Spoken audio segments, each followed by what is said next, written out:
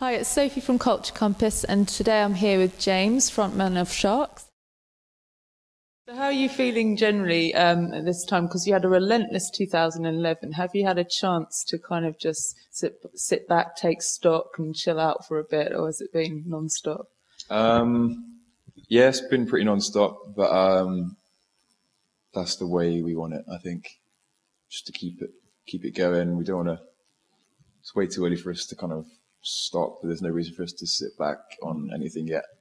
We've still very much barely scratched the surface, so and with the new record coming out, it's like super exciting for us anyway, so there's no place I'd rather be.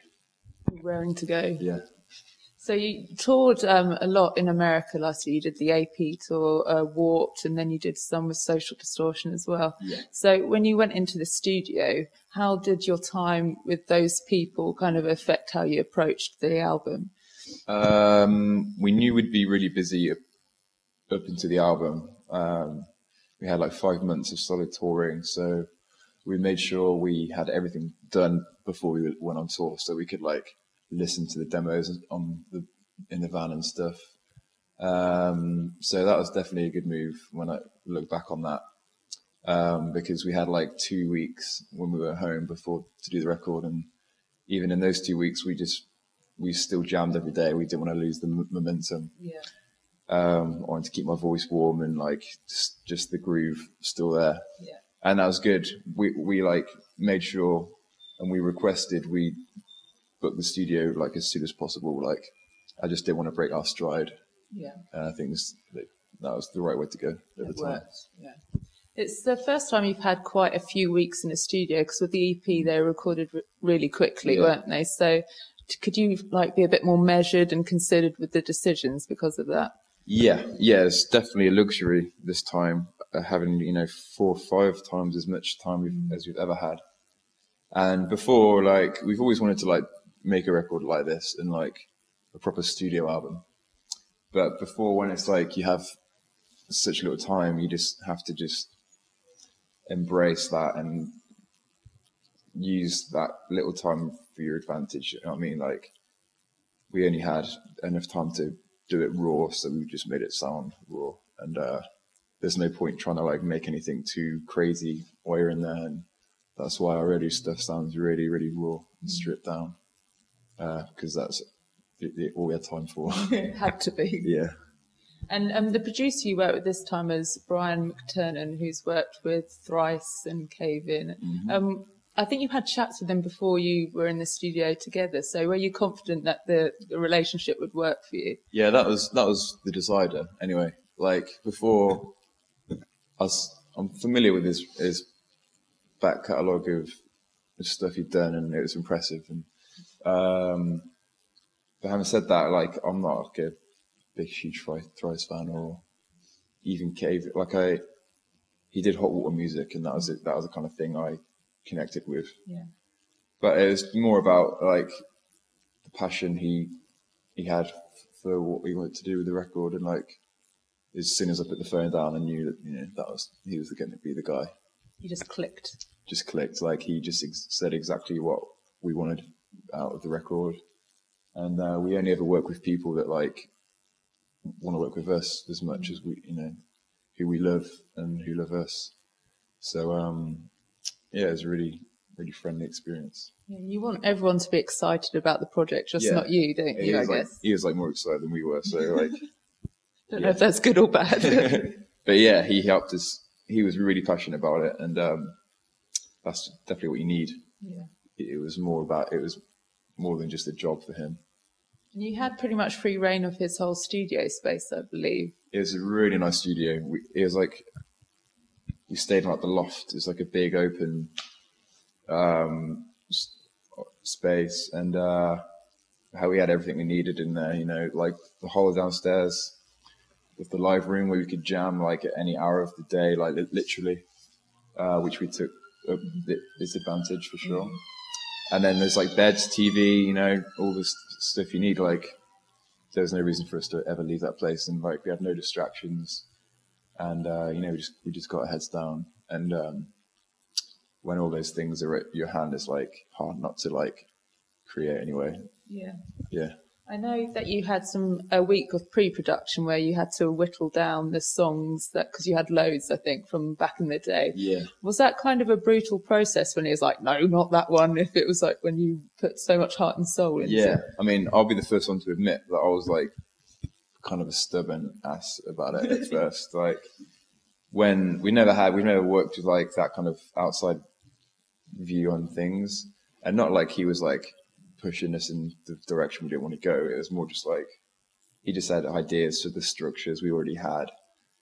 But yeah, I have to admit, even then, I found it hard to let go of like the things I'd so attached to, because that was the only difference. He had just no attachment at all. So it was like he had no problem telling me this was bad, and it just as soon as we learned to accept that and trust him, it was like easy going, plain sailing. It's hard at first to get It's hard used at to. first, yeah. I mean, I'm sure I'd like to go with him again. You know, like we wasted a few days just arguing about unnecessarily, and like I've learned a lot from that. So Yeah. Well, first album, you're allowed to make these little mistakes, exactly, aren't you? I guess that's what it's about. yeah. So the album obviously features tracks that are quite old and then some quite new ones, but can you see like a common thread throughout, something that links them all together? I guess so, yeah. I mean, it all just came together. We went in with like, I think it was like 17 or 18 that we were happy with, and we would be happy with going on the record. And then we recorded 14, and even then, we had different track listings. We had a 10-track listing, and we had like a 13-track one, and the result that is the 11 tracks that is No Gods, like really was just how it was fitting. Like it was just obvious to everyone, and by the end of the last few days, we just knew really, and we showed Brian our idea, and he was like, "Yeah, that's obviously what it should be," and it just came together naturally, which is quite an achievement when it's like something happens that organically. It's like when it feels right, you know. And we like to kind of run on that notion The gut a lot. instinct. Yeah. So did you have a gut instinct about what should be the first single? Because it's Arcane Effigies. Was that always a strong one amongst the group? Yeah. It's been really hard to like think of the singles. Like, I guess typically there's like 3 on the record. Yeah. We still haven't decided what should be the next one. Like, I think at the time, like Arcane just was very Sharks, and a bit of a safe option, to be honest. Like, I think for the next one we're going to throw a bit more of a curveball. Do you think the album overall is going to surprise people that have heard you before from the EPs and seen you live? Do you think it's going to shock a bit? Or I should hope so, yeah. There's nothing I'd hate more than just a middle-of-the-road opinion. you want a reaction, don't you? Good or bad, yeah. Will you read all the reviews, do you think? Or... Yeah. I mean, I've read the ones we've had so far. Yeah, I'll probably...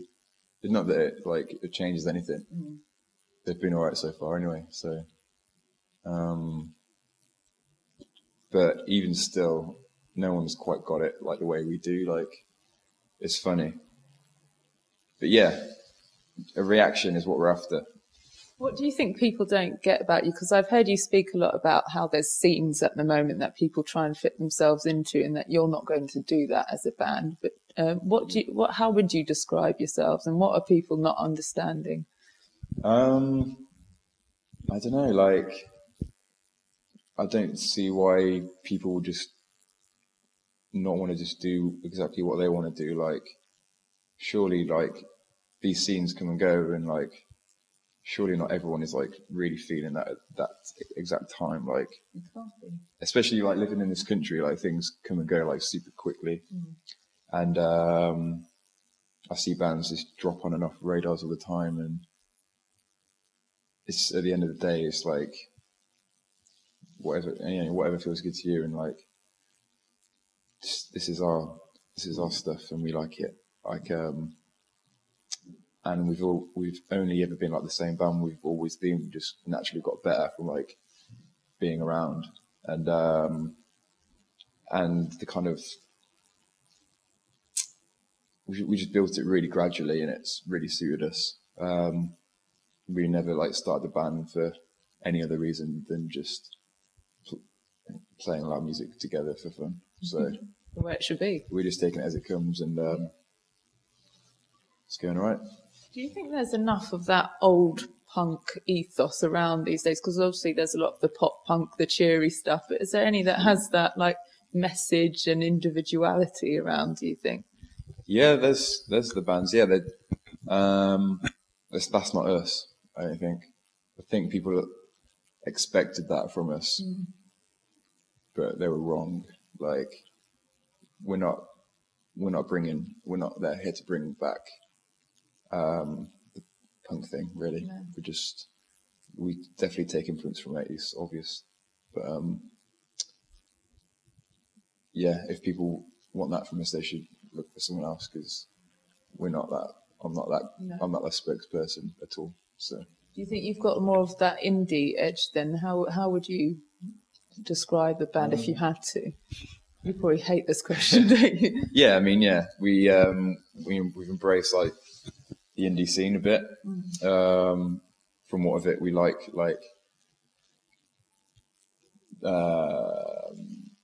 there's always like Oasis and stuff who are a huge influence, and the Manics, and but yeah, like the UK has always churned out awesome music. Yeah. And I think like we really like the kind of post-punk era too. Even bands like before like have like wormed their way into our like influence. Yeah, I just like it's kind of mixed of our tastes. It's like our perfect combination of what we like, kind of. Yeah, because I read, I think another band member likes Joy Division a lot, another likes Nirvana, but then you grew up listening to, I think, Elvis Costello and Bob Dylan and all sorts of... Sure. Yeah, we all find a common understanding for like pretty much that sort of crossover. But then we all like our own little things too, but everyone loves Nirvana, so... Yeah, you can't not really, and it's ingrained. So do you think the Americans get what you're doing a bit more, or like your sort of the Brit angle that you show with your music? Yeah, I think it comes across a lot more, especially like the whole British punk thing. Kind of seems that they want to talk about when we do like interviews and stuff is like, you know, the Clash and whatever. Which is, it's like, I'm sure it's way more of a spectacle of like a full piece British guitar punk band than it is over here. So they like way more open to us. It's been harder to work the UK for sure. It's like if you've got a British accent in America, it's like a lot easier to like break the ice and like have a good conversation, I guess. They find it charming, don't they? They don't Yeah, even care what the accent is. Yeah, it's funny. Yeah, and then I guess like bands like the Clash were like really popular over there too, so maybe they associate us with that sort of sound. Not really sure. I'm still quite blown away by the reaction we got over there. Yeah, because you've done things quite in a funny order, because most young bands don't get to go to America so early on in their career. It's quite a treat, isn't it? I mean, we made friends with the guys from Rise Records, and it's pretty much down to them. Like, it was their decision to put out all our previously released material, and obviously we were open with that. And then they took us over. You know, we weren't going to say no. It all just kind of happened. And I look back on it now, then yeah, I guess it's kind of weird. But that's just the way it's gone for our band, I suppose. Like, yeah, there's no pre-planning. You can't, can you? Because you can't guess what the music industry is going to do next. Plus, we were doing like a lot in the UK, and I think it was time for us to kind of take the hike. Yeah. How do you cope with being on the road? Can you adapt to that lifestyle well, or are you like a homebody generally? Yeah, you definitely either cut out for it or not. I guess there's probably certain things you have to like let go of to really truly adapt. You're gonna miss your family. You're gonna break it with your girlfriend. It's, you know, if that doesn't bother you, then it's fine. Like, for me, this is what I want to do for like forever. So I'd get the van right now if it pulled up. Like dedication, that's Yeah. good. So I think you start going on tour March 25th in Wrexham. Wrexham, yeah. Great way to start. Yep. Yeah, and then I think it's Birmingham, which is like pretty much the hometown gig. Oh, God. Yeah. Does that make you more nervous knowing that's probably some of your friends and family are going to be watching? Or No, I love it. I can't wait. Yeah, it's going to be good to see everyone again. Like, that's what brings everyone together. We're from a town called Leamington, and we played there just before we left the tour, so that's why we're not playing on the tour. I'm on about the US tour we just did. So, but yeah, Birmingham's just as close, and that's going to be a good one. I'm looking forward to it. and then I think you go on the road with Tribes, don't you? So Yeah. that's going to be pretty amazing. That's going to be good. They're doing great. Like, the shows have been like, the venues have been like rescheduled for like bigger sizes of venues and stuff. And looking forward to playing Shepherd's Bush. I'm just looking forward to hanging out with Tribes. They're cool. They're funny. You've got on well already, have you? Yeah. You've bonded. Yeah, we met them in Japan. Spent that weekend with them, pretty much. And then saw them at like Reading and like reunited there. And we just kind of clicked. We played a show together. I'd never heard of them. They'd never heard of us. And we kind of just got broed up. And it's cool. You're both getting quite good support from Radio 1 and stuff, aren't you? Yeah, and I think like their album came out and did really well in the charts and stuff. And I really like the album too. It's good. And we've noticed it's really tough to get on those sort of like India tours in the UK. This is like the first indie tour we've ever done. And really, really happy that it's Tribes, like friends of ours, you know, like cool band. Like there's not many like good indie bands. So Not at the moment, a bit of a Not at the drought. moment, yeah. So. It would be good because it will showcase your music to some new people that maybe haven't witnessed you before as well. Yeah. And we've only we've never had a chance to like show our like true indie side, Yeah. which I think is very much there and alive. So it'd be interesting to see. We've played a couple of shows like that before. Like we played with Baby Shambles and a couple of kind of hipster like festivals in London and whatever. And it's like always really different, especially like touring with like, you know, Title Fight or like even Social D. Like it's a completely different kettle of fish. So In terms of the reaction from the crowds and how they react to the music. Yeah, I think, we're up to the challenge.